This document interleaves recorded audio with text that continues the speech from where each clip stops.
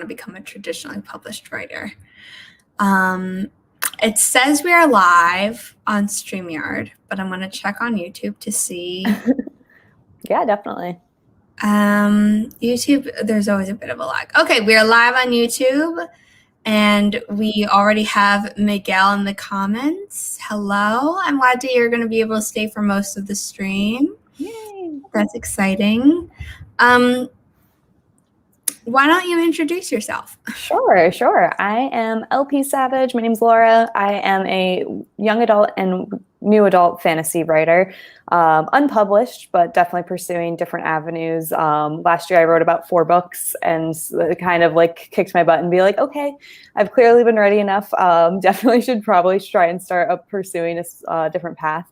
It's funny that you said you don't see yourself as being a traditionally published author, because I'm actually going to be starting querying next month with traditional publishers, and we're going to just see how it goes, because I've done my research and I'm somewhere in the straddle in the middle between, it's like I could go either way between traditional and indie, and I might as well throw my hat in the ring with traditional first, and then we're going to see how everything happens. But definitely working on everything right now. I offer query critiques. Oh gosh, I'm going to send you an email for sure. Yeah. I've worked as a literary agent intern, and then also as like an editorial intern, but it was for a smaller press, so I was kind of also reading slow. Yeah. Like as an agent intern would too. So I'm very used to reading queries and being like, my bosses don't like this, and so people should avoid X, Y, and Z.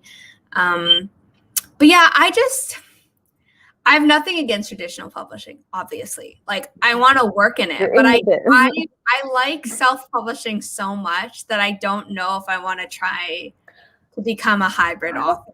I see the pros and cons of it, and that's why it's just taken me so long to really make the decision of which one I want to do. But yes, I have so many close friends within the indie publishing community that I just see their value and they get so much out of it. But I'm like, I don't know, something about trad pulls me. You don't pros and cons. It's like I feel like AuthorTube, I don't know. I was going to say I feel like it leans more one way than the other, but I actually think it depends on the AuthorTubers that you're following. Yeah. So I could be wrong, but I feel like there's an even-ish mix of the two. But yeah, I think also I would feel a bit weird, even though I know it happens, that if I worked in traditional publishing and then I was like, oh, I'm submitting to the people I've worked with. Yeah, you're like, my coworkers are judging me based on my craft and my art. What do I do? Yeah, I know people have done that before, but it's just I don't know if I want to put myself in that position. Where it's funny because what I do for a real job is I'm a marketing coordinator, so I'm all on the marketing side, and I feel like when you are your own indie publisher, you're your marketer, you're your editor, you wear all of the hats, and so part of me is like, I do marketing for a job. I don't want to do my own book marketing after a certain point. I can just let someone else do that. That's fine. Let me just have the fun of writing the stories and working with an editor and doing that. But I think I kind of like the idea of having other people do part of the jobs too, versus with indie. Some people are like, no, I want to plan my cover art and I want to make sure I have the final say over everything that happens in my book. And I'm like, No, I mean, okay, I get some people do that, and that's why they pick self-publishing. And technically there is a difference between self-publishing and indie publishing. Self-publishing is when you literally do it all yourself. You create the cover, you edit and everything. And then there's indie publishing where you hire pros to do their jobs. Mm-hmm. And so that I'm technically an indie published author, even though people talk everyone uses them interchangeably. Yeah. They're not technically the same. And where did I put my books? Okay, here. So for these 3 books, these were all custom covers. And I told my cover artist, I was like, I need a couple. This is what the couple looks like as in eye color and hair color. Cause I was like, I know that she can change the eye color and the hair color, it'll be easier if she looks for a model that has the proper hair color. Not that it's impossible to change, but like whatever. You can tweak, but you want the base to be there. Well, I just wanted to make it easier for her, and I mean, she's amazing, so it's not like you know what I mean. I need a good cover designer. Yeah, but I was like, okay, so this is the couple, and I want it to be purple, and he needs to have black wings. And then she did it, and it's gorgeous. Like, did you have to go through like drafts with her, or did she just like knock it right out of the gate? She's just that good. I had to. For this one, there was a little draft thing, but I'll mention it when I get to that. Like for this one, I was like, this is what the couple looks like, and she's a siren, so I want water on it, but he's like kind of hot-headed, and he uses fire at one point, so like, please do that. And the fireball in his hand actually comes from a scene that was in the first book, but then is revisited in this one. Oh.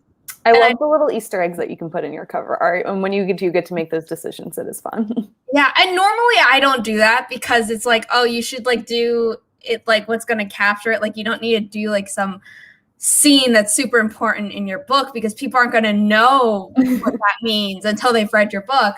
But I just thought, like the fire and water thing, like that's symbolic. Yeah, absolutely. Without knowing that like he literally throws a fireball at his sister one time, which understandably pisses her off. And then this one, I was like, they're both werewolves. This is what they look like. Please like have their wolves somehow in the cover. Yeah. And then I give an accurate portrayal of what the reader's going to be getting into when they open up the book for sure. Yeah. And then the only edit on this one was that like her hand at one point was a little bit longer and it just looked weird to me. Like I asked her to like shrink it a little bit. Like my eye went exactly to it. I was like, that looks really long for a human hand. And I was like, the model might have long fingers, but like it just looks a little out of place on the cover. So she manipulated it and now it's fine. Photoshop. Glorious then. Yeah. So those were like these covers and that's how, but like in general, I'm like a designer knows what they're doing and I'm going to let them do that. And then this was a pre-made actually. And I just fell in love with it as it was. And then like I learned how to do formatting. So I actually formatted like in the professional software that publishers use. Mm-hmm. I formatted my first 3 books.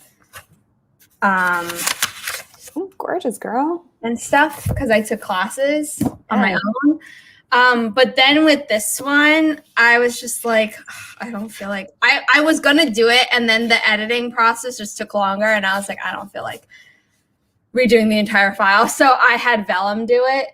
Mm-hmm. And because it's sci-fi and it's like really simple formatting, I was like totally fine with it. But I feel like when I do my high books down the line, like I'll probably do the more intensive formatting myself. But it's my choice, and I do know that I'm good at it because I studied like really hard on it. But I understand there are other people who are like, why would I learn how to do formatting if I could pay someone? And it's like, exactly.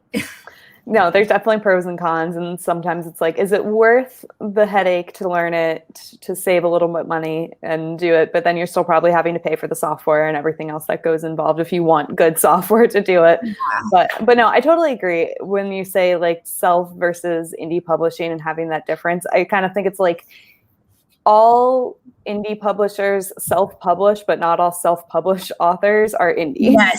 Yes. So yeah, definitely like using those professional services and like researching. And that's kind of similar with like, if you're traditionally publishing, finding an agent that you have a good relationship with is just so important. But when you're indie, just finding those professional services that you have a good relationship is going to like make or break you for sure.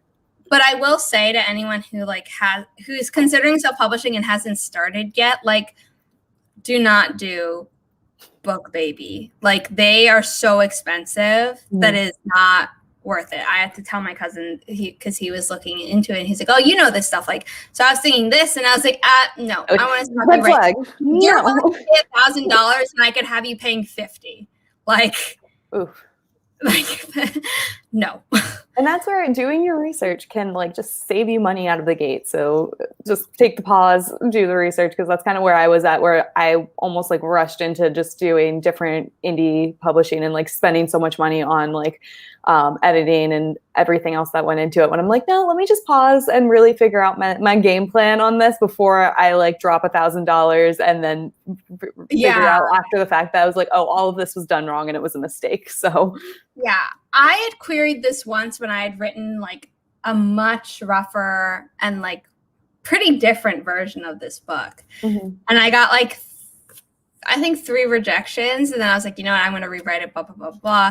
And then in that time, I was in those 2 years, I was researching self-publishing. And I was like, you know what? Like, I think I want to self-publish it. And I was like, are you sure? And I was like, she's like, that's a lot of work. I was like, no, I want to do the indie thing. And it just, like, I'm not looking back. At some point, I might look forward to become a hybrid, but I don't know. Like,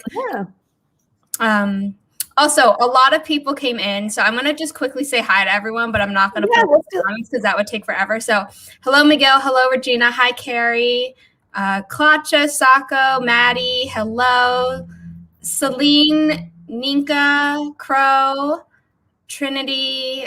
I'm trying not to repeat people's names. Abby, hello. But with a different username, so it was tongue sticking out. Hello, doll.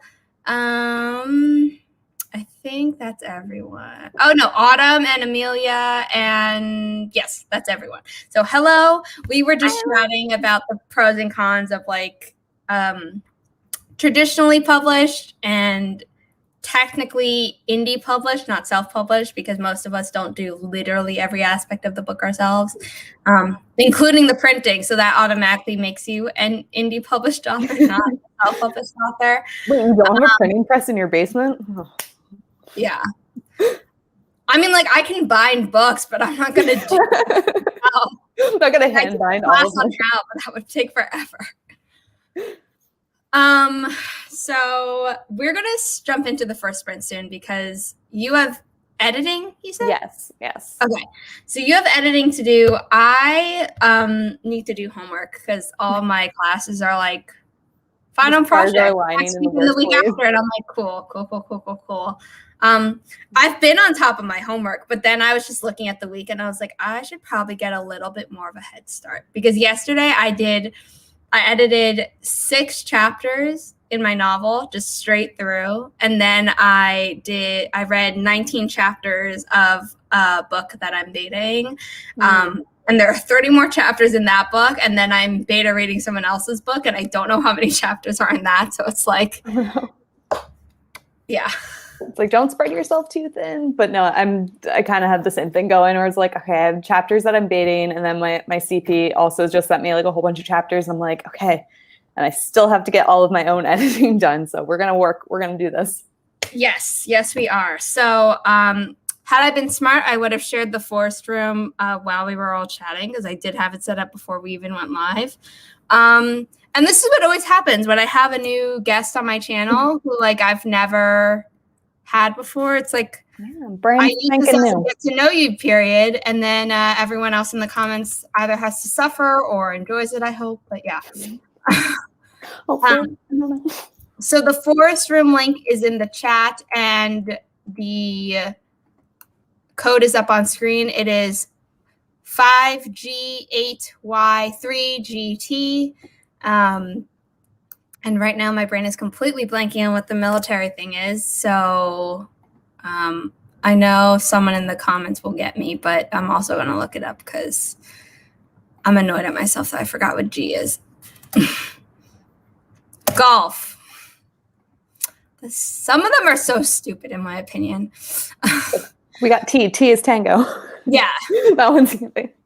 And Y is Yankee. Yes, that is correct. Okay, people are in the Forest Room. So we're going to start our first 10-minute sprint. And then we do 3 20s in the middle. And I know I only had to pick 4 trees, so I'll pick like one of the 20-minute trees. Perfect. And then we'll be cool. So let me set up the banner for that. And we're going to start the moment I add it to the screen. Oh, more comments came in. Hi, Writing Violet. Be kind to yourself. I've been busy. Yeah, I have been. I normally alternate like the day that I focus on stuff. But my homework app was like, you got a lot of stuff due in the next 2 weeks. I was like, yes, I know. I'm getting there. I promise. Okay, we're going to start the first sprint in 3, 2, 1. Happy productivity, everyone.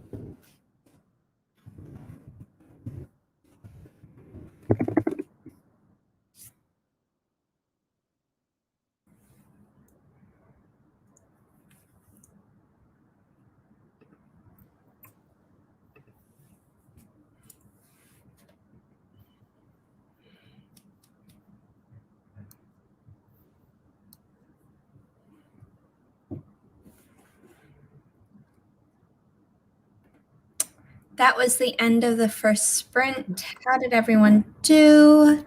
I almost finished this assignment. Awesome.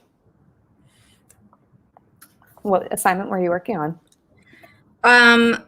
So Patti LuPone's memoir, it was published a few years ago, but my homework assignment is to proofread like an older version of it that obviously isn't perfect, to see how good we are. And we've been copy editing this whole semester so far. So like I was making the changes in the document and then I was like, oh no, I have to write in the margins. Like you don't write the specific change in the actual spot. You just make a mark that like, oh, there's a change. And then you say what the change is in the margin. And it's not that different, but it was like, it's just switching gears after a whole semester of doing it one way. Yeah, you have to fight that muscle memory to be able to do something different. Exactly. Awesome. Well, I managed to get, I think, 2 pages read over and made some edits into that, so I'll take that in 10 minutes. That's good. Yes. I just actually passed the midpoint of the novel that I'm editing, and so I'm like somewhere towards my second half of Act 2, and it was just like, oh, action's like stacking up, but there's so many changes I know that I need to make to where this book is going, so it's like, oh. I love the midpoint, though. It's so exciting. Yes. For this book, I actually I don't always have a clear midpoint when I'm writing, but this one I kind of was like, all right, I want this specific event to happen, and it's going to set the course for the rest of the story. So that one kind of stayed true, but then all the events that's kind of in between my midpoint and my break into my third act are just they're all up in the air right now. Gotcha.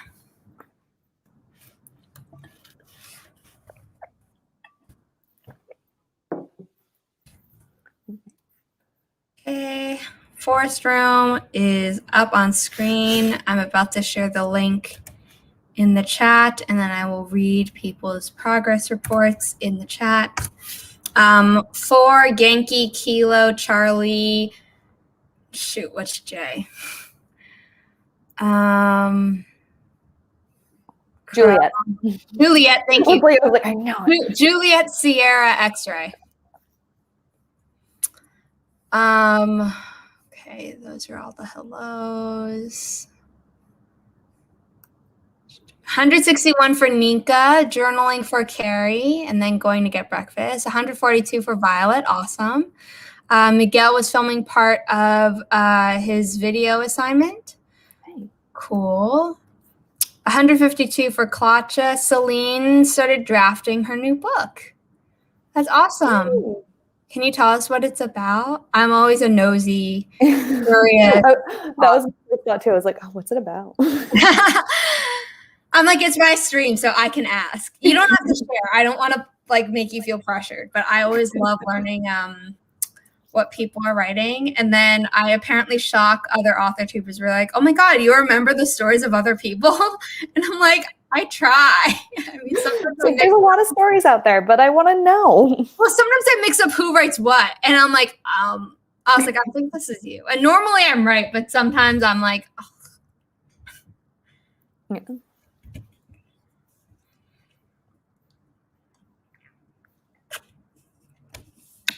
Okay, people are in the Forest Room. I'm going to wait until the 30 mark before we start the 20-minute sprint, just because we're 1 minute away, and I like those round times, because why not?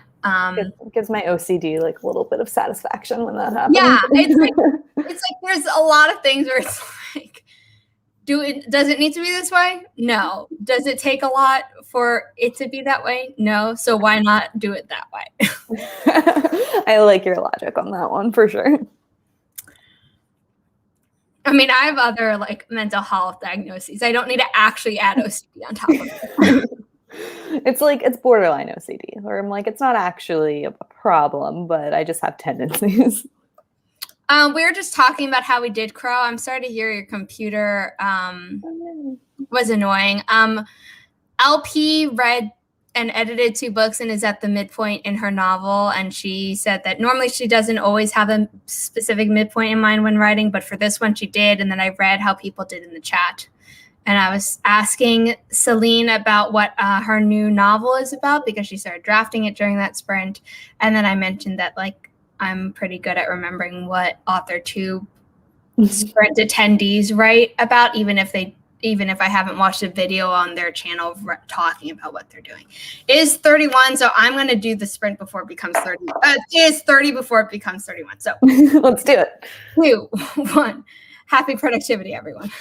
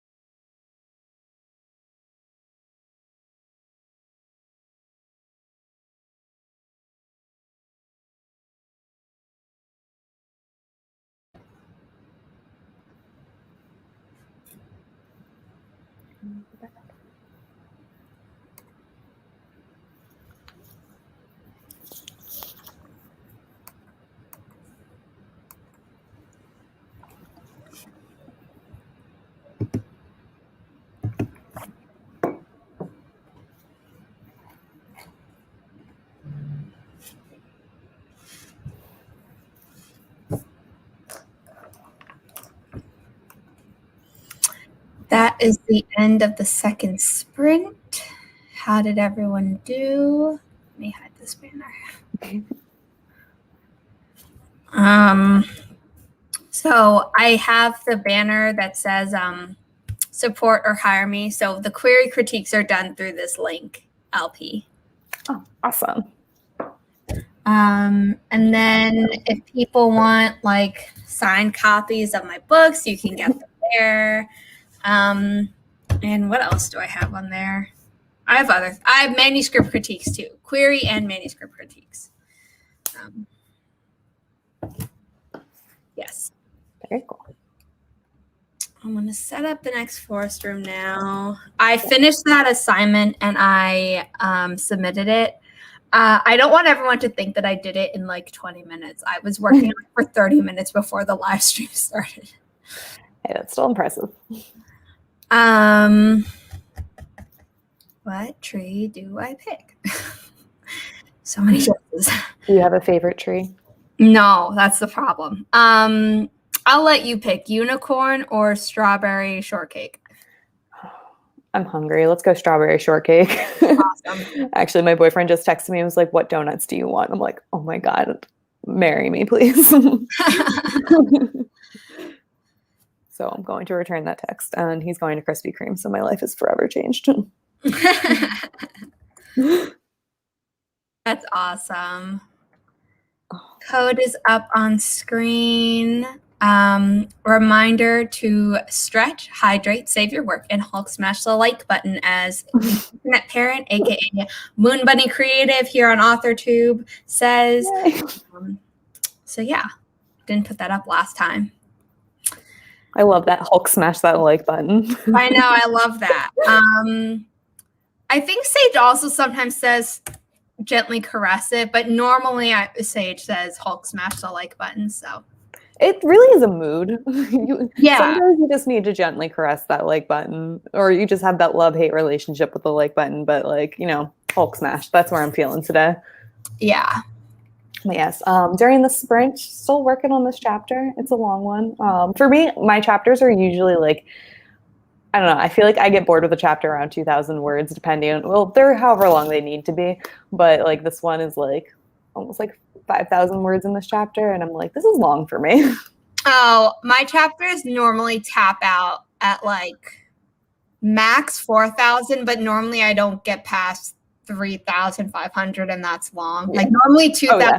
And then if it's later in the book, it might be as short as like 800 words, you know, for pacing reasons. This was a conversation. I don't think it was during my last stream. I know it wasn't during my last stream that was on Twitch, because that was technically chronologically my last stream. It might have been on my last YouTube stream. But we were talking about like chapter lengths. Yeah, it was my last YouTube one because Kelly was on the channel and she was being like, oh, like, is this chapter too long? Or like, I don't know what to do. And Holly Davis, she's another AuthorTuber. She does the Diversity is Lit book club. She was saying that like, oh, you should just make your chapter however long it needs to be, which is like what you do. And I do that too, but I always aim for like 2,000. And she also had said like, oh, you want it kind of to be uniform-ish. And I said, but then she was like, oh, but I also do shorter ones in the beginning because that gets people the momentum going. In the story. And I was like, I don't know if I necessarily do shorter chapters in the beginning. Like if anything, like they might be slightly longer, but not that much noticeably longer than like a normal 2,000 word chapter. But then at the end, like as like, you know, after the climax and like things are just speeding to the end, I was like, my chapters get shorter.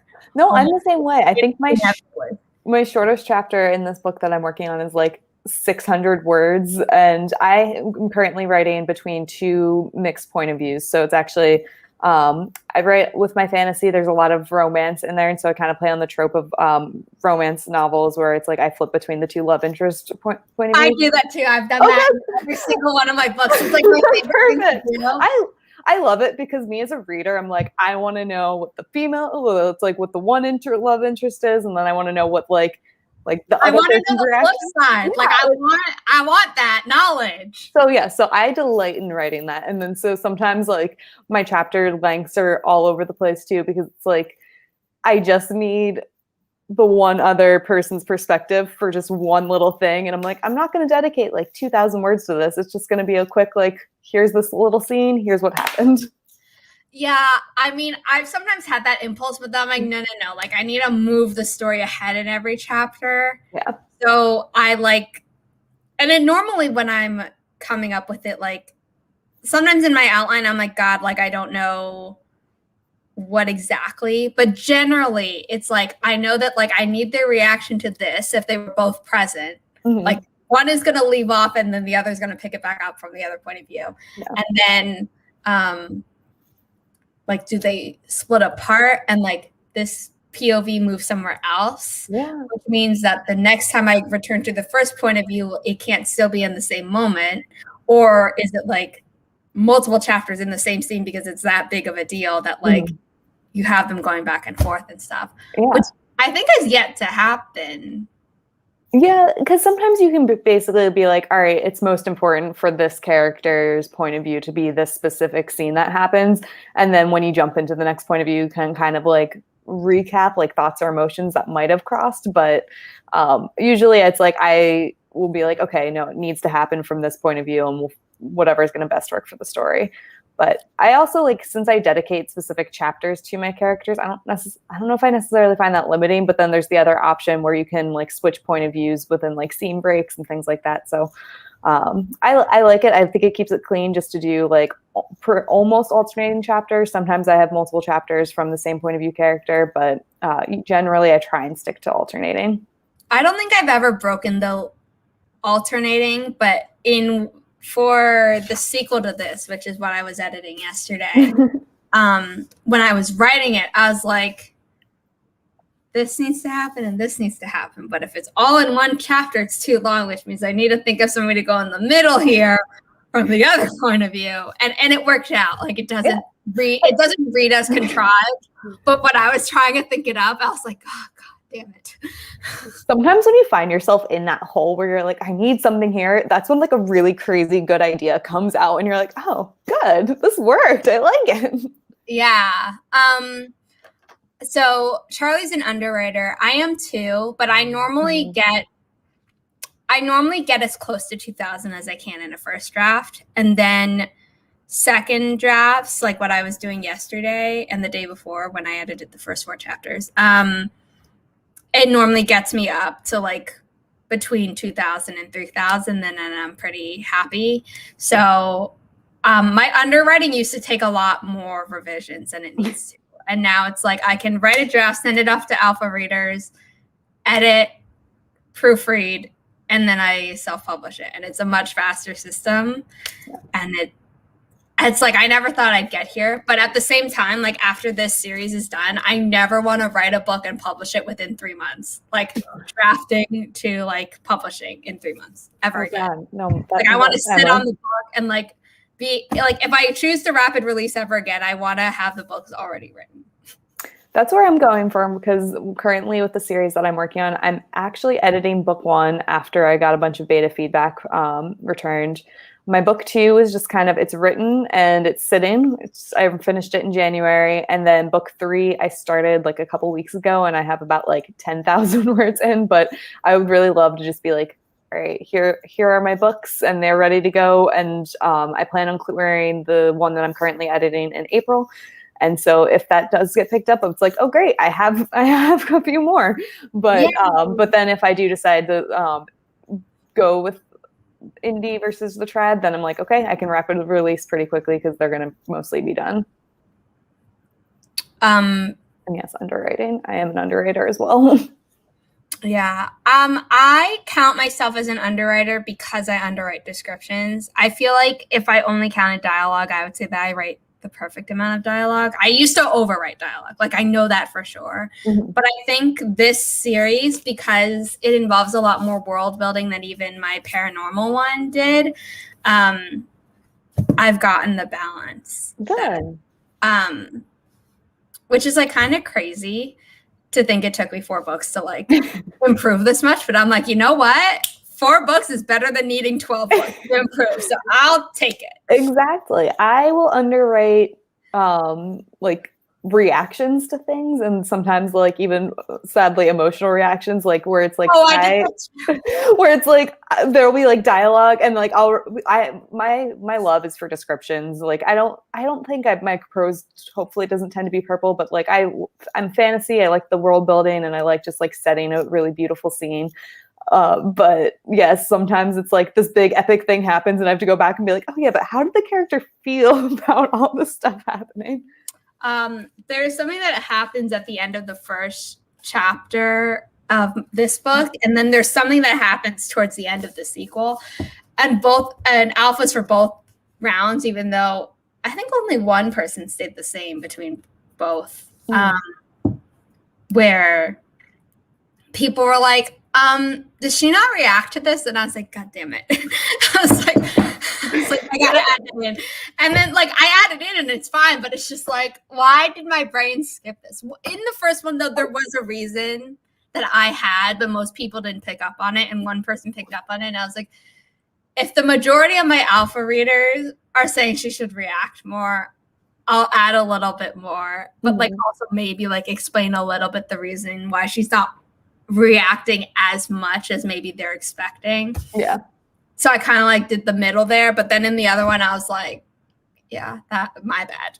My bad as the author. Let me fix that. That's why you have your alpha and your beta readers, because they will tell you what is up and you can be like, oh, yep, I just didn't think of that and we will fix it from here. Yeah, I was just like, I was clearly not thinking deeply about that. Whoops. We're going to start the next sprint momentarily. We'll do it. I need to stretch. Yeah. The code has been up and the link has been up, but if anyone still needs it, it's up here. I have an assignment that's due on Wednesday, but half the material's on my mom's phone, and she's currently on her phone right now. So instead, I'm going to work on an assignment that's due Thursday. Knock it out. It'll all get done. It'll be done. Yeah. Continue on with my chapter 29. Yay. How many chapters are in your book? 55. So my book is about 125,000 words and growing, unfortunately. But oh my God, that's so much bigger than my books. My books are all like, I think my biggest book was 64,000 words, and most of my other ones are like 60,000. Oh my God. Yeah, this one, draft 1 was 130,000, and then I knocked it down 10,000 to 120K, and then now it's back up to 125, and I'm like, oh God. I keep this pass was like an adding pass, so the last one was an eliminating pass, so maybe I'll just end up at 130K again. We'll see. Yeah, I mean, do what your story needs, but like. Reviews of my books are always like, oh, this like book just like propelled me from start to finish and it's a quick read. And I'm like, I feel like some people would take that as an insult, but like I can't write longer books. And it's like, I'd rather finish a book very quickly and like not feel bored at any point. And that just means your readership is going to grow because so many people are just like churning through your books and being just dedicated to that brand. But so Kate Kavanaugh's, I think it was her most recent. It might have been her most recent video. She was answering questions or something, and someone asked like, "What do you do about books that like aren't gonna officially make it? You know, like do you put it on the back burner? Do you not write it at all?" And I was like, "Well, as a self-published author, indie published author, it's like I write whatever the hell I want and I publish it in the order I want to. But technically, all the advice is you should establish yourself in one genre and then jump to another if you want." But I was like, "But my writing is so distinct that like it doesn't really matter the genre it's in. You're gonna know it's me." Yeah. But I'm really nervous because I have at least 7 books that are going to be written entirely from a single perspective because they're not romances. And I'm just like, oh, can I be in this character's head for that long? Yeah. Oh, you're dead. You are signing yourself up for something right Actually, no, it's going to be 8 books. I just realized that because there's one that's a dystopian romance, but if I had it from the guy's perspective, it would ruin a lot of things that I have planned for the story. And that I'm less worried about because I actually started writing it a while ago. So like I know that I can do it with that character. But the book that I have written plan to write later this year is from a guy's perspective, entirely from a guy's perspective. So I've never done that before. He's an unsympathetic protagonist. Never done that before. Oh. Not a romance. Never done that before. And I'm like, oh God. You're challenging yourself, and I appreciate it. I know, but part of me is like, do I want to challenge myself in all of these ways at the same book? Like, do I have to do everything I'm not used to in one project? Yes, just go for it. Well, the thing was, I was like, oh, what if I push it back? And then like I did, like just for funsies, I did a tarot card reading. I was like, no, you do it next. Like it's in this year, which means it has to be that book because there's no other book in my like very long 40 book idea list that is as challenging as that book. So I was like, okay, so similar. And we can get to this part really quick after this. Yeah. But, my like project that I did for NaNoWriMo was something completely different than what I usually write, because I usually write like epic world building fantasies, and it's like I did something contemporary. It was paranormal, so that it's in itself was like outside of it. It was from a male point of view. There was romance because like I'm not. There's always going to be romance in what I write because that's what I like. But yeah.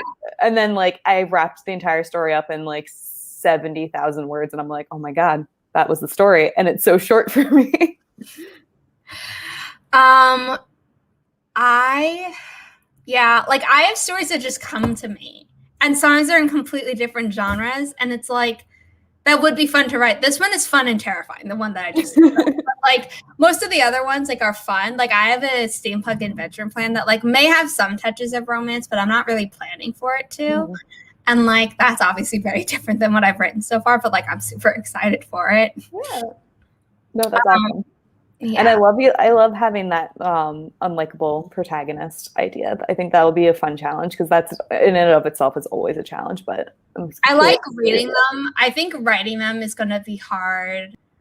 I don't know. Okay, I don't think writing him is going to be hard for me necessarily because he's so like crystallized in my mind, and like him and the idea came together at the exact same time and haven't changed at all.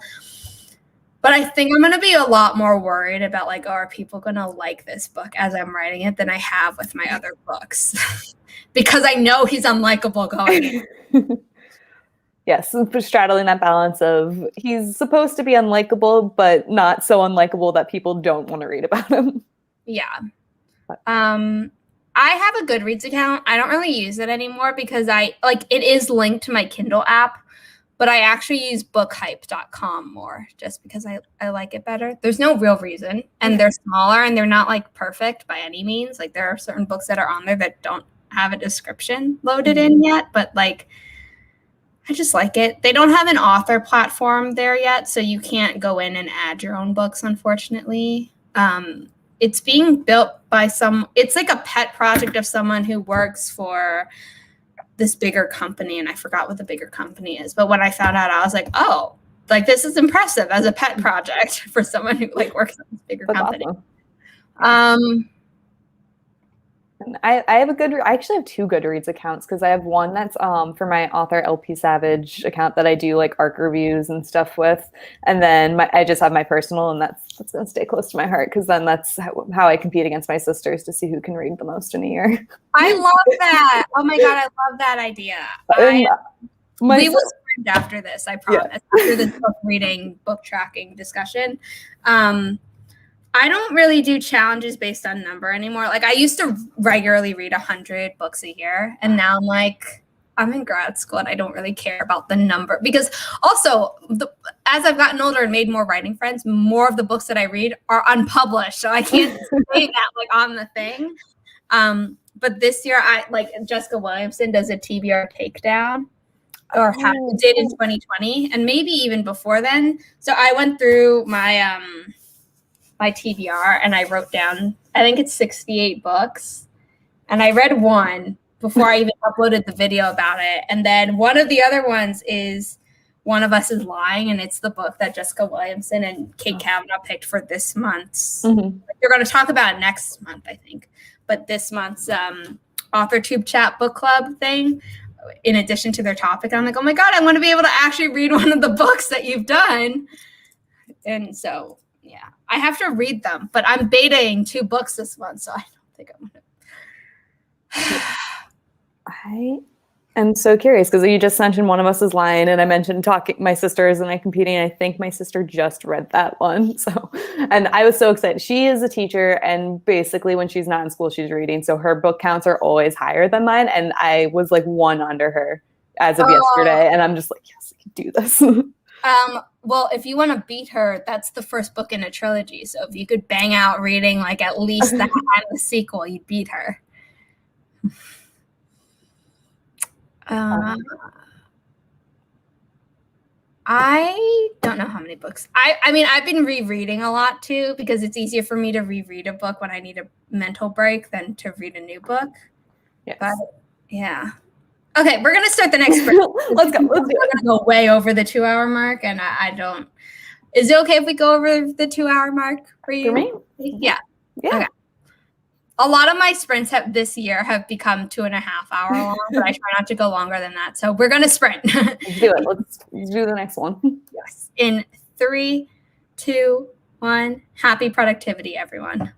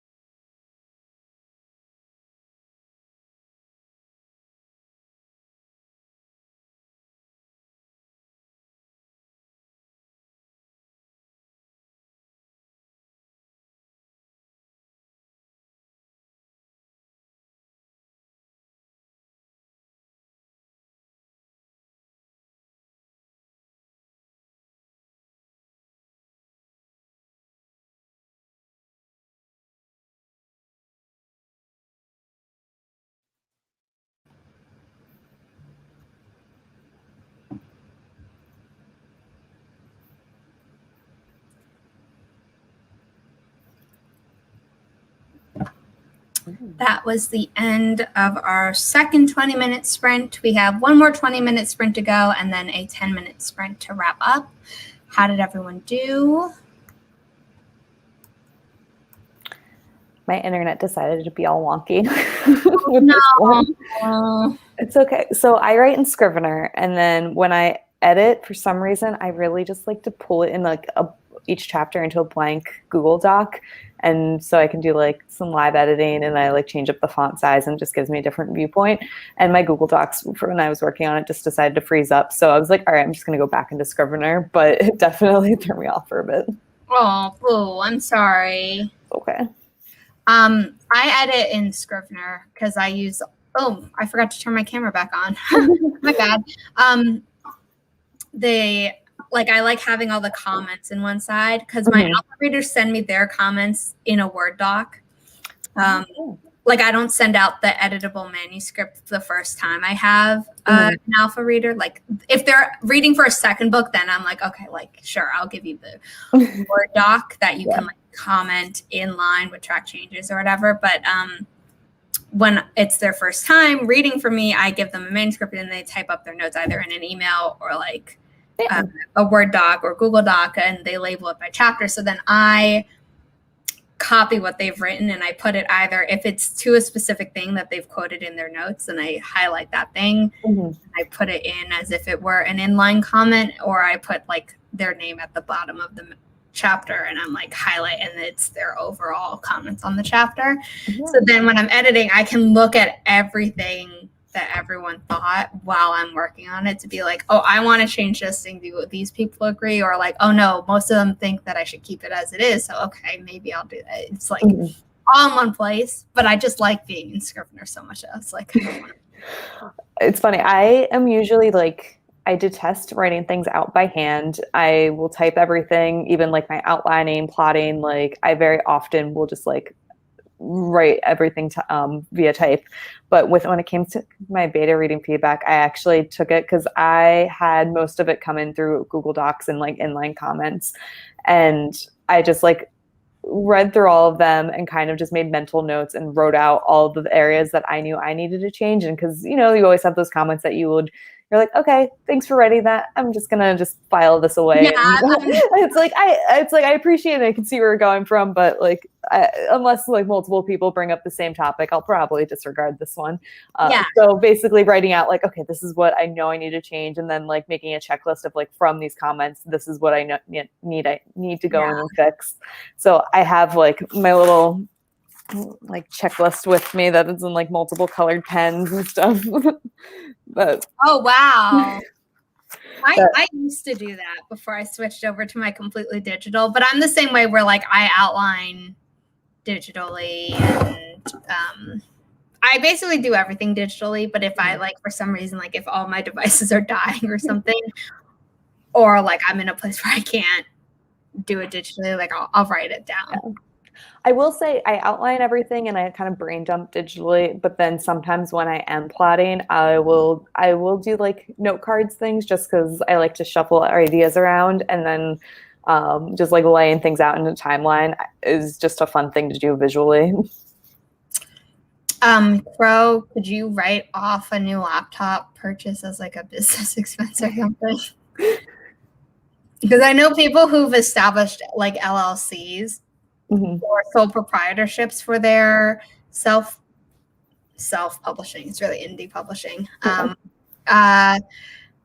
Like they could write it off as a business expense. I'm using my Ko-fi page to save up for a M1 MacBook because I want a better computer so that I can use it for longer. Because like I do everything on my laptop. I do my novel writing. I obviously do AuthorTube. I do schoolwork. Eventually, I will be doing like paid job work. Yeah.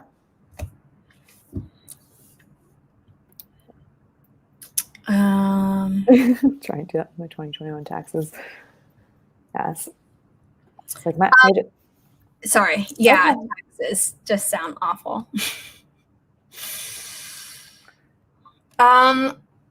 I don't know. Like, I mean, there's a reason it's so used, and there are lots of ways to put spins on it. So, Yeah.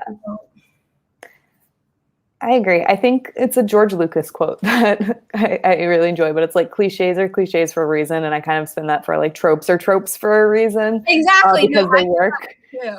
But no, I think it's all depending on how you make it your own and creative, and also how you kind of like subvert your readers' expectations when they go into this trope. Yeah, like, oh, I forgot. I only bought Save the Cat on my iPhone. But like, So I have it downstairs somewhere. Like, this book is amazing on writing romance. So is Romancing the Beat by Gwen Hayes, but that's a more outlining book, and this is more just like about what goes into the book. Which one? Who's that one by?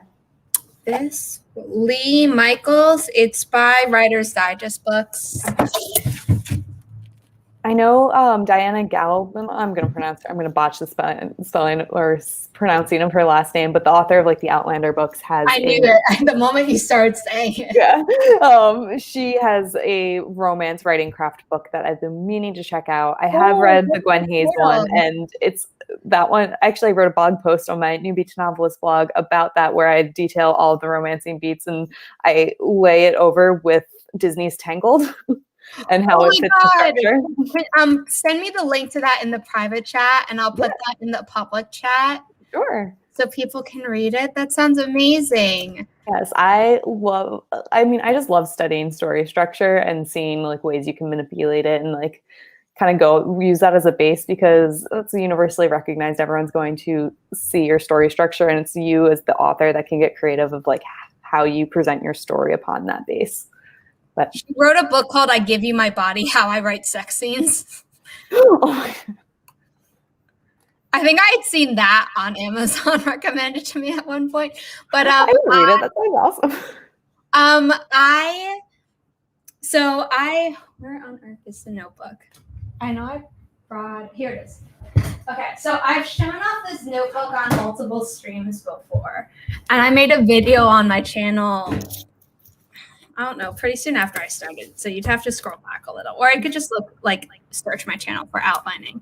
But basically, this journal, I have multiple outlining methods where I took notes, and I wrote down the entire Save the Cat Writes a Novel, but in the way that you can see all the notes for each beat right next to each beat, instead of the way the book is organized, where it's like, here's the beat, here's a very like simple explanation of it, but like everything you really want to know is like in its own chapter later. So I combined it all like so that as you're reading it chronologically, it makes sense. Oh, that's awesome. Then I have the plot dot, which is kind of like the hero's journey, but like very chapter specific, and it's done by Derek Murphy. Yeah, I know the plot dot one as well, which is like, it's what, 21? Is it 21? Like beats that he kind of outlines. I'm like, that's too much for me. There are 25 chapters. 25. Oh my god, yeah. I was like, that's and then there's the 3-act 9 block 27 chapter one by Katie Kastick. And then here's Freytag's Pyramid, which, like is pretty simple. I have my Save the Cat when I was reading through, and I actually have it outlined with my current manuscript that I'm editing with. And here's Romancing the Beat, which someone had said that they read it, but like didn't like it because it wasn't specific enough. And I get that, but my feeling is that if you're writing a romance, you should have read enough romance that you can fill in the gaps left by Romancing the Beat. I actually liked the brevity of Romancing the Beat, because I thought it was perfect, because I'm like, I understood exactly like where she was going from with all of her beats, and there's 80 songs to parallel with it, so I was like, I'm about this. This is great. But yes, I sent the link, so feel free to add that as well. Yeah, I just saw that. I will share that right before we start the next one. And then I wrote down like how to do the snowflake method, because he has a blog post about it for free, and then he has 2 books that you can buy that are about it. And the thing for me is that like I have them in my head, but like the thing that I do naturally is pretty close to the snowflake method already. Yeah. And then like I've just consumed so many movies, musicals, novels that a story just comes to me and it almost naturally follows it definitely automatically follows Freytag's pyramid. Mm-hmm. Because you'd have to have a really boring story to not to not be like, all right, here's the general where you're gonna be going from. And then I don't do anything as specific as the plot dot, or I haven't yet. I think I might at one point in the future for a certain book, but yeah, I have it all in my mind so that if I ever get stuck at a certain point and I'm like, something needs to happen and I don't know what, then I can look at any of them and be like, did I miss one of these beats? Is this why it feels incomplete? But I've never really had that experience. So I don't know. I think for people who love to plot out everything and maybe aren't confident that their story is going to follow the quote unquote proper structure, following a template like the hero's journey or any of the ones I just showed in my notebook is okay. But I honestly feel like if you were telling the story, it follows the well-known story structure better than you think it does. So almost just write down what you want to happen and then worry about structure later. No, that I just got my Krispy Kreme delivery, so I'm super excited. So excited. So I was like, I'm so sorry. That was a little distracting. But no, I agree, especially when you said going back in when you think there might be an area of your story that's either lacking or just not right, going back into the structure. Because I definitely I do that by I like to say I'm a student of Save the Cat, but I definitely did that with Save the Cat, where I took the time, wrote out my main beats, and was like, oh yeah, this is kind of an area that could be strengthened. And it actually just the fact of me writing out some of my story beats just generated and shook out some new ideas. If anyone wants my notes on any of them, DM me. I would say DM me on Instagram, but Instagram is being weird for me. So I'm trying to remember what my settings are on Twitter. If I let anyone DM me or not on there. I'm going to change it so anyone can message me because I'm about to say. Is it under privacy and safety? Direct messages. Yeah. Allow messages from anyone. Okay. So my Twitter handle is Hoffman Zara. So my last name and then my first name. Because my first name and then last name was taken. Rude. So if you would like notes for Save the Cat, Romancing the Beat, the Snowflake Method, or the plot dot, DM me on Instagram and I will send you those. I'm also going to send you another link in addition to my Romancing the Beat with Disney's Tangled. Because I did a side-by-side comparison of Save the Cat with the 7-point story structure. Ooh. And so then I overlapped because I was like, these are basically the same thing, just Save the Cat goes into a few more differentiations. So I was basically overlapped them so you can see exactly how they relate, but then where Save the Cat differs a little bit. But let me send that one along too. Yeah. Yeah. Because I like sometimes the 7.1 because it's it's a little bit less aggressive to just have 7 major points that you have to hit. It's kind of like the Freytag's pyramid where you're like, I know I can do that. That's easy. Okay. I wouldn't know what BL means, so I would spell that out. I guess it's body language, but I don't know. Yeah, because no, said is that Black lives, and then Miguel said boys love. I don't know. I don't know.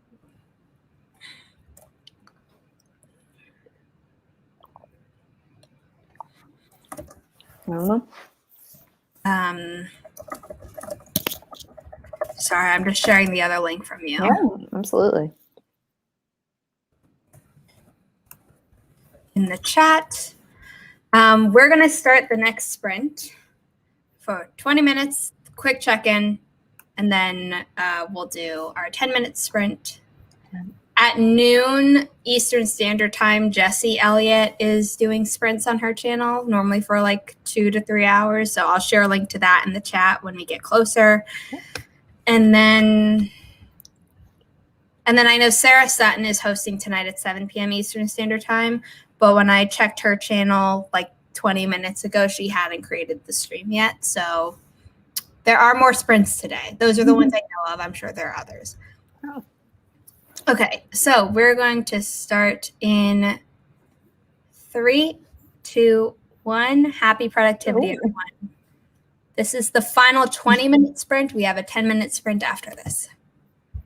Exciting.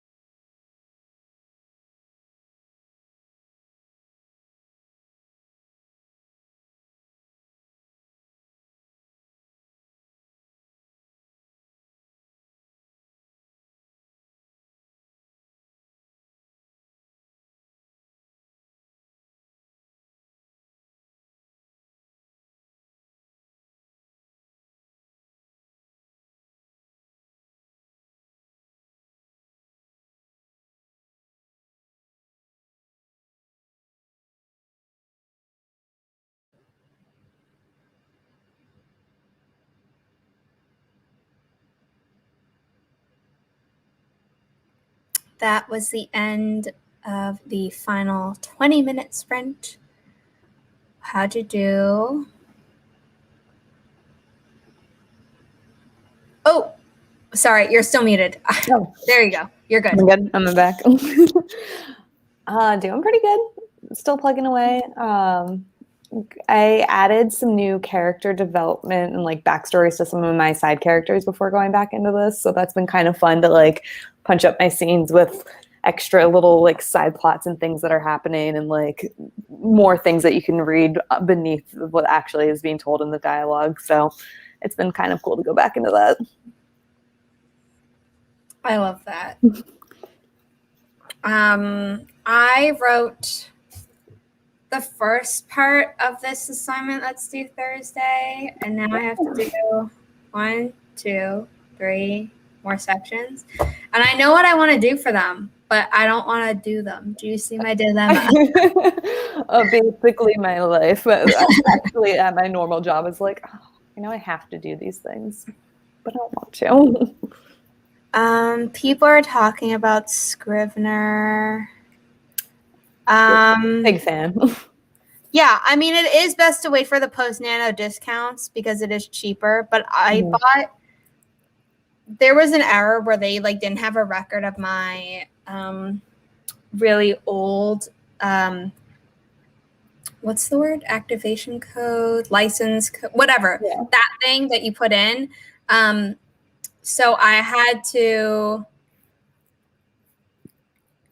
like, instead of just buying it again, like I needed it at the time, like in the moment to open my files and to be able to continue editing and writing my books. So I wound up buying it from the Mac App Store. And that way, like, because I did that, it was an undiscounted purchase because they don't give discounts for the Mac App Store version, but I never have to worry about a code again because I just download it again from a Mac App Store, like on a new computer. That's fair. And it's there. That's awesome. So actually, I got my Scrivener. The lovely boyfriend that buys me donuts, he actually bought my Scrivener as part of a birthday gift. So, your boyfriend sounds like a keeper.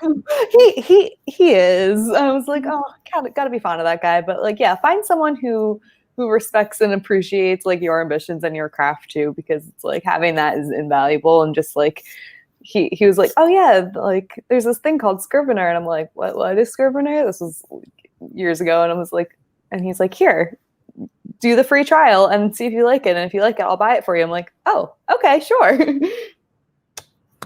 So it's blessed, and I haven't gone back since, and I love Scrivener. Yeah, I'm also jealous of your relationship.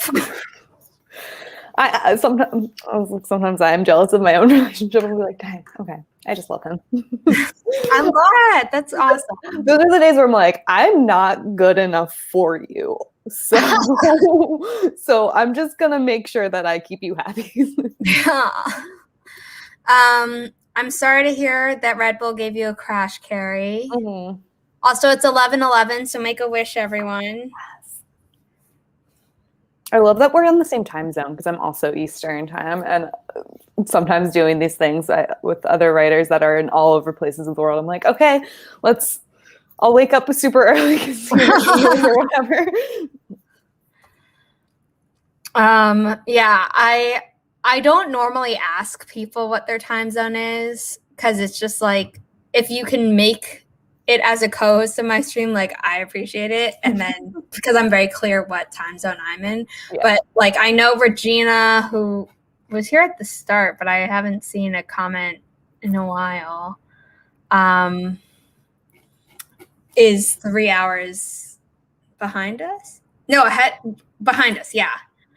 So like my thing starts at 6 a.m. for her. And she's always here on Sundays, which is like dedication. Oh, that is awesome. Hey, it's a good way to start your day. You can do some active writing sprints and then have some coffee as you go. Yeah. Love that.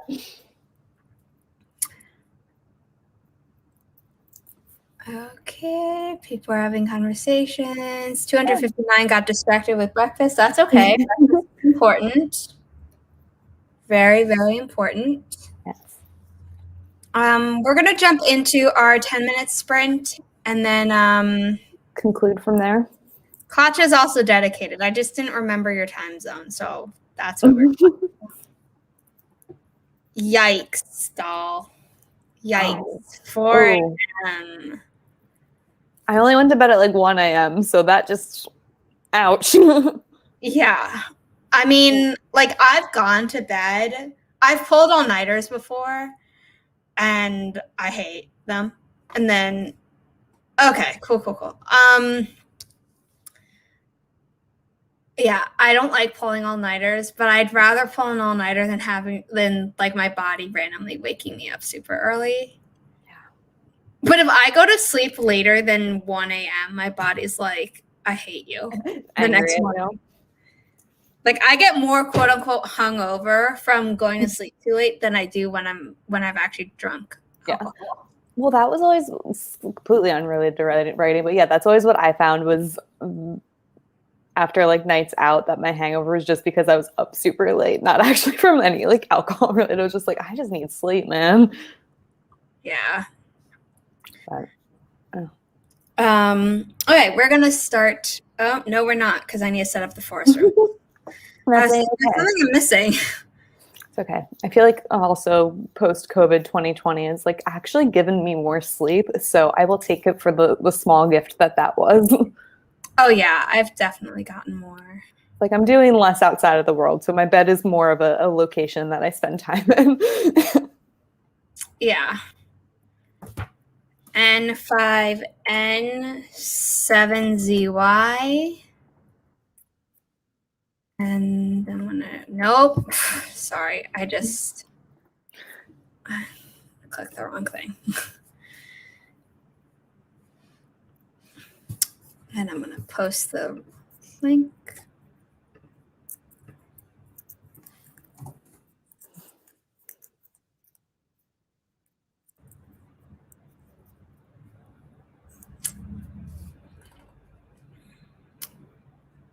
Someone is already in the forest room. Perfect. Cool. Oh, that's awesome. My mom is getting her second one on Tuesday. That's awesome. My sisters both did because they both work in fields that get it. And I'm like, one day, hopefully soon. Yeah, I'm not holding my breath to think about when I'm like, I don't think I have anything in favor that would put me like not at the bottom of the list. Yeah, that's where I'm at too. How's your father feeling, Carrie? I know the second one is tougher. Yeah. Although my mom like rarely feels the effects of shots, and she asked her older brother and he also doesn't feel it. So I like joked and I was like, oh, it's your genes, because I'm adopted, so I don't share their genes.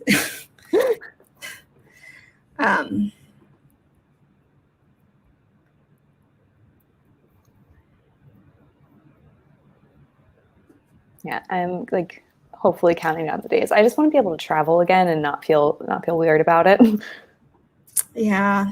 I mean, I'm a more, how do I say this without sounding like my mom is reckless? She's not reckless, like, careful, but like I'm paranoid. So she'll be like, "Oh, can I do this?" And I'm like, "Well, like, can you wait another week or like another month?" More cautious.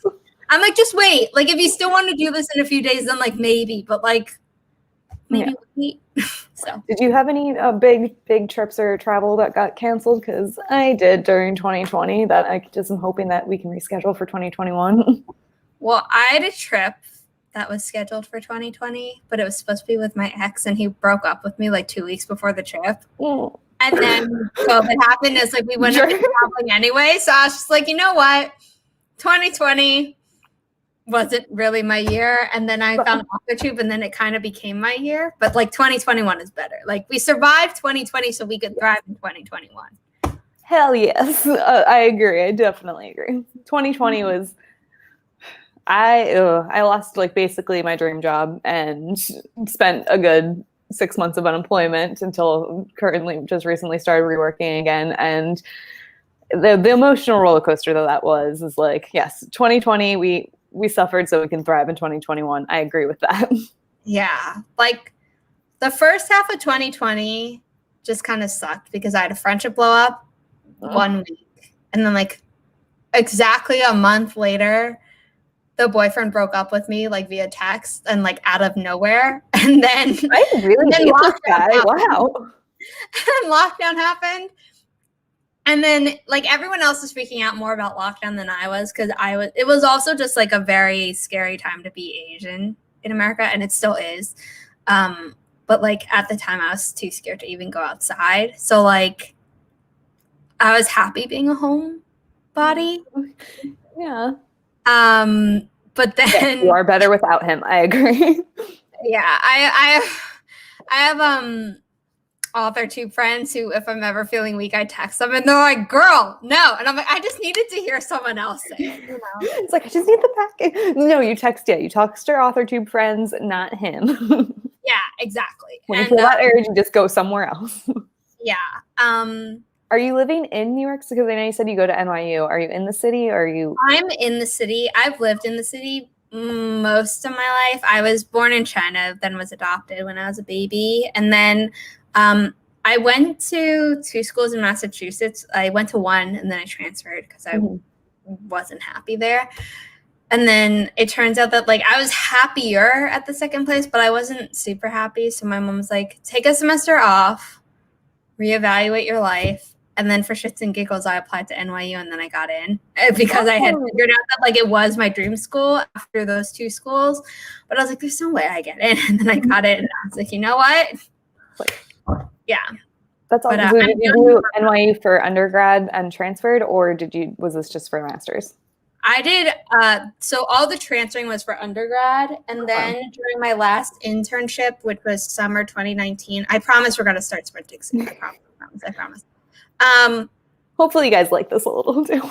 Yeah, my 2 bosses. So I was hired by someone who was the assistant to like the founder of the literary agency, but I was reading books for both of them separately. And so the one who hired me was an alumni of the program I'm currently in now. And then his boss teaches a class in the program, and I'm actually taking it this semester. But they were both like, "Oh, it's such a good program, and it's so good for networking, and it's like really good." And I was like, I told my mom, she's like, "Well, you should apply, and if you get in, you get in." So it's kind of like the same thing that happened with my NYU thing. My undergrad sounds awesome, and like I feel like I need her as like my little cheerleader in life. Yeah. And so I had to finish my last undergrad semester virtually, and I graduated virtually. I sat around my kitchen table in pajamas with my mom, and we watched it on my laptop. And then I've been doing this entirely remote. There are people who can, like, if you want to, you can go in person. But because I live with my mom, I was like, there's no way I'm going. And then like accidentally bringing something to her, I'd die. So I understand that. Yeah. Okay. We're going to start the sprint, and then we're going to end a little bit after the 30-minute mark because it's 21 now. So we'll end the sprint at 31, and then, you'll do an outro, I'll do an outro, and then we'll be done. Perfect. Okay. So let's do this. Last one. In 3, 2, 1, happy productivity, everyone.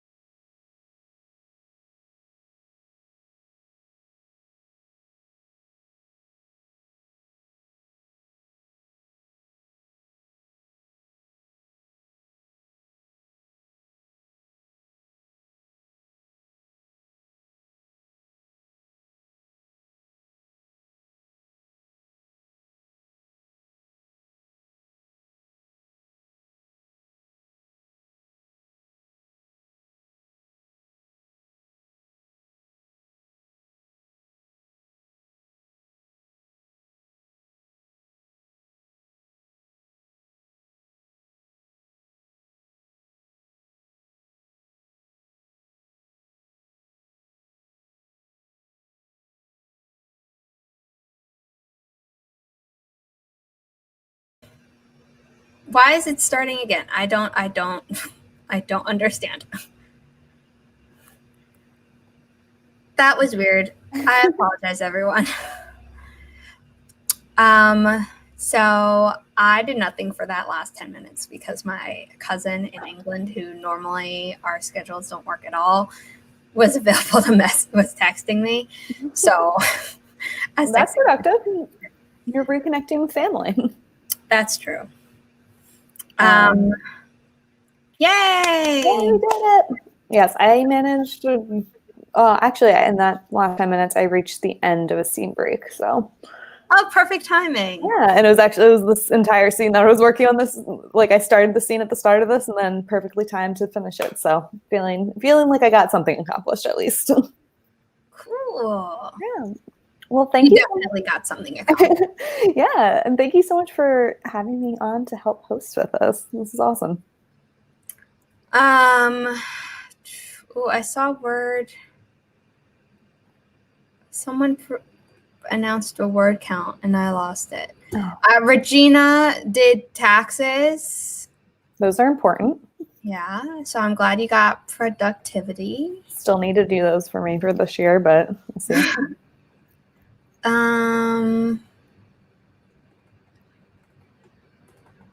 Klacha got 30. Crow got Red Bull. I thought someone else had reported words. And Crow, yes, that definitely counts because that will lead to future productivity or at least more energy throughout your day. Yeah. I shared Jesse's sprint, which is starting at this point in 26 minutes, and Sarah's, which is starting in 7 hours and 26 minutes. That's how math works. And I think that's it. So would you like to do Wormy? Okay, thank you. Wormy got 140 words. There we go. I knew I saw something. I couldn't find it. Doll edited paragraphs. Chandra, I'm so sorry. We just finished our final sprint. I know that Jessie Elliott will be hosting sprints starting in 26 minutes. If you would like to look her up. And then Sarah Sutton Sarah spelled normally with an H at the end. She's hosting sprints tonight at 7 p.m. EST. So that's it. LP, would you like to do an outro? Sure. So once again, I'm LP Savage, young adult, new adult fantasy writer. I do have my website. It's called newbeachnovelist.com. Basically, it's half my own inner dialogue of my journey of pursuing the writing career, as well as writing craft articles and other writing resources that I like to provide for the community. You can also follow. I have a Twitter and Instagram and Facebook that I hardly ever use, so I wouldn't recommend that one. But yes, it's all at New Beach Novelist. So feel free to follow, subscribe. I would appreciate you for it. Oh, and I have a newsletter. There's actually going to be a giveaway because March is my birthday month. So me too. Oh, awesome! What day are you? 20th. I'm the 30th, or 10 days. Woo! That's awesome. Oh, you're a spring baby. Yes. Oh, that's awesome. Oh, which is always. I mean, I guess there's Ritas in New York. I don't know about New York City, but that was always a big thing from growing up in Pennsylvania. With the first day of spring was free Ritas Day, and I got my free Italian ice on that day. Ooh, yeah. No, we don't have that. So I actually have your Instagram link down below, but I will change it to your website once the stream is over. I can't edit it while we're in stream, which is annoying. My Instagram leads to my website too, so it's all connected. And I'm most prominent on Instagram. That's kind of where I live and breathe. Okay, so it'll be her Instagram for a bit for now, until I can change it. But thank you for being here, LP. I loved having you. Yeah. For those of you who don't know, my name is Zara Hoffman. I'm a self-published author of 3 young adult paranormal romance books and currently 1 new adult sci-fi romance book, although the sequel is coming in April.